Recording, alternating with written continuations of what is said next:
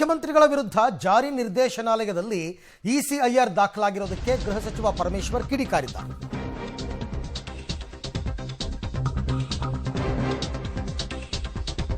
ಕೇಂದ್ರ ಇದನ್ನೊಂದು ಅಸ್ತ್ರವನ್ನಾಗಿ ಉಪಯೋಗಿಸಿಕೊಳ್ತಾ ಇದೆ, ರಾಜಕೀಯ ಮಾಡ್ತಿದ್ದಾರೆ ಅನ್ನೋ ಆರೋಪ ಈಗ ಸಾಬೀತಾಗಿದೆ. ಮೋದಿಯವರೇ ಭಾಷಣದಲ್ಲಿ ಮೂಡಾ ಬಗ್ಗೆ ಮಾತಾಡಿದ್ದಾರೆ.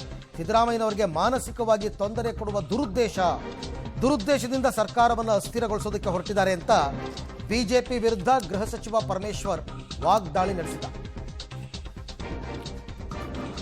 ಕೇಂದ್ರ ಸರ್ಕಾರ ಇದನ್ನ ಒಂದು ಅಸ್ತ್ರವಾಗಿ ಉಪಯೋಗಿಸ್ಕೊಳ್ತಾ ಇದ್ದಾರೆ ಅಂತೇಳಿ ಮೊದಲಿನಿಂದನೂ ಕೂಡ ನಾವು ಹೇಳ್ಕೊಂಡೇ ಬರ್ತಾ ಇದ್ದೀವಿ. ಅದರ ಜೊತೆಗೆ ರಾಜಕೀಯಕ್ಕೆ ಇದನ್ನು ಉಪಯೋಗಿಸ್ತಾ ಇದ್ದಾರೆ, ರಾಜಕೀಯ ಮಾಡ್ತಾ ಇದ್ದಾರೆ ಈ ಘಟನೆಯಲ್ಲಿ ಅಂಥೇಳಿ ನಾವು ಅದನ್ನು ಕೂಡ ಹೇಳಿದ್ದೀವಿ. ಎರಡು ಆಪಾದನೆ ನಾವು ಮಾಡಿರ್ತಕ್ಕಂಥದ್ದು. ಈಗ ಅದು ಪ್ರೂವ್ ಆಗಿದೆ.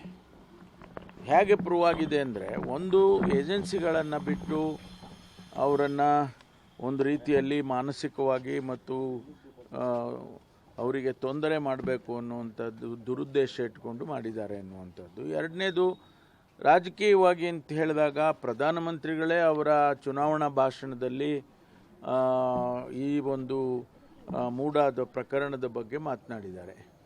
ಅಂದರೆ ಅದು ರಾಜಕೀಯಕ್ಕೆ ಹೋಯ್ತಲ್ಲ.